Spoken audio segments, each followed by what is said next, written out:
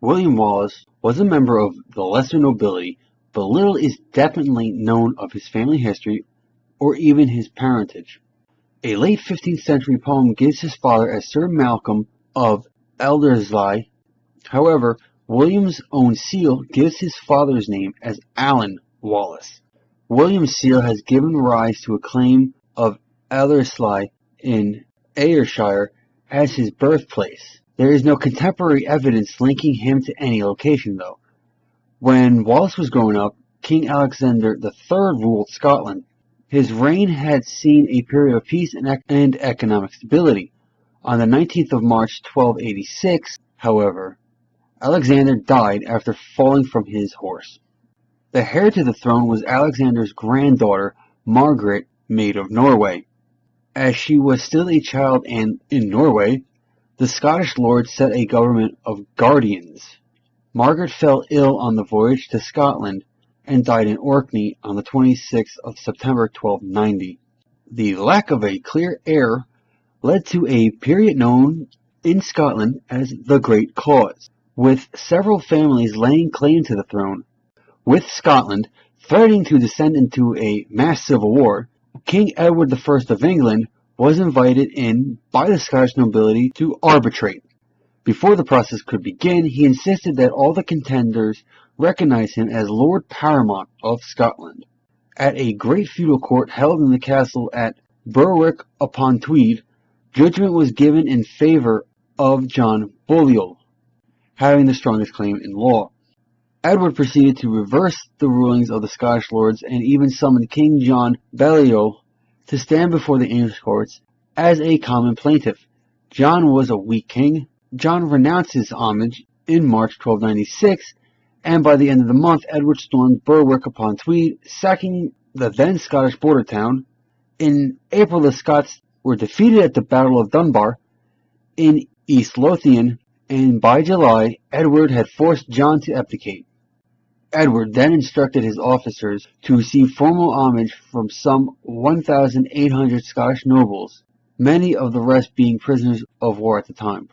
Wallace's personal seer bears the archer's insignia and has led to a claim that he may have actually fought as an archer in Edward's army during this time.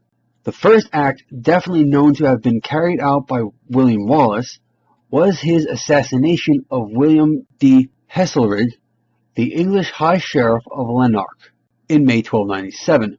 He then joined with William the Hardy, Lord of Douglas, and they carried out the raid of Scone. This was one of several rebellions taking place across Scotland at the time, including those of several Scottish nobles and Andrew Murray in the north. The uprising suffered a blow when the nobles submitted to the English at Irvine in July. Wallace and Murray were not involved and continued their rebellions. Wallace used the Ettrick Forest as a base for raiding and attacked Wishart's palace at Ancram. Wallace and Murray met and joined their forces, possibly at the Siege of Dundee, in early September. On the 11th of September 1297, an army jointly led by Wallace and Andrew Murray won the Battle of Stirling Bridge. Although vastly outnumbered, the Scottish army routed the English army.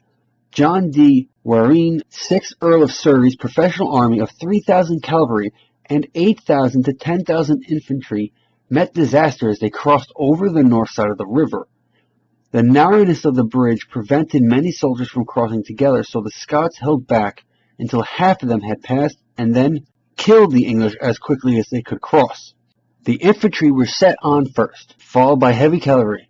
The Scots' shield-run formations forced the infantry back into the advancing cavalry. A pivotal charge led by one of Wallace's captains caused some of the English soldiers to retreat as others pushed forward, and under the overwhelming weight, the bridge collapsed and many English soldiers drowned. Thus the Scots won a significant victory, boosting the confidence of their army. After the battle, Murray and Wallace assumed the title of Guardians of the Kingdom of Scotland on behalf of King John Balliol. Murray died of wounds suffered on the battlefield sometime in late 1297. The type of engagement conducted by Wallace was characterized by opportunistic tactics and the strategic use of terrain. Around November 1297, Wallace led a large-scale raid in northern England, through Northumberland and Cumberland. In a ceremony at the Kirk o' the Forest towards the end of that year, Wallace was knighted by one of three Scottish earls, Earl of Carrick, Earl of Strathearn, or the Earl of Lennox. In April 1298, Edward ordered a second invasion of Scotland. 2 days prior to the battle, 25,781 foot soldiers were paid. More than half of them would have been Welsh. They plundered Lothian and regained some castles, but failed to bring William Wallace to combat. The Scots shadowed the English army, intending to avoid battle until shortages of supplies and money forced Edward to withdraw, at which point the Scots would harass his retreat. The English quartermaster's failure to prepare for the expedition left morale and food supplies low, and a resulting riot within Edward's own army had to be put down by his cavalry. In July, while planning to return to Edinburgh for supplies, Edward received intelligence that the Scots were encamping near Falkirk, and he moved quickly to engage them in the pitched battle he had so long hoped for. Wallace arranged his spearmen in 4 schiltrons. The English, however, employed Welsh longbowmen, who swung strategic superiority in their favor. The English proceeded to attack with cavalry and put Scottish archers to flight. The Scottish cavalry withdrew as well due to its inferiority to the English heavy horse. Edward's men began to attack the schiltrons, which were still able to inflict heavy casualties on the English cavalry. Gaps in the schiltrons soon appeared, and the English exploited these to crush the remaining resistance. The Scots lost many men, including John de Graham. Wallace escaped, though his military reputation suffered badly. By September 1298, Wallace resigned as Guardian of Scotland in favor of Robert the Bruce, Earl of Carrick. Details of Wallace's activities after this are vague. Wallace evaded capture by the English until the 5th of August 1305, when John de Menteith, the Scottish knight loyal to Edward, turned Wallace over to the English soldiers at Robroyston, near Glasgow.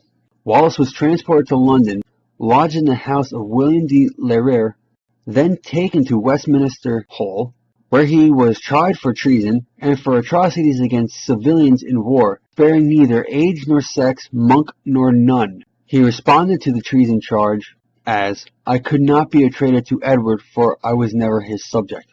Following the trial, on the 23rd of August 1305, Wallace was taken from the Hall to the Tower of London, then stripped naked and dragged through the city at the heels of a horse to the Elms at Smith Street. He was hung, drawn, and quartered, strangled by hanging, but released while he was still alive, emasculated, eviscerated, and his bowels burned before him, beheaded, then cut into 4 parts. His preserved head was placed on a pike atop London Bridge. His limbs were displayed separately in Newcastle, Berwick, Stirling, and Perth.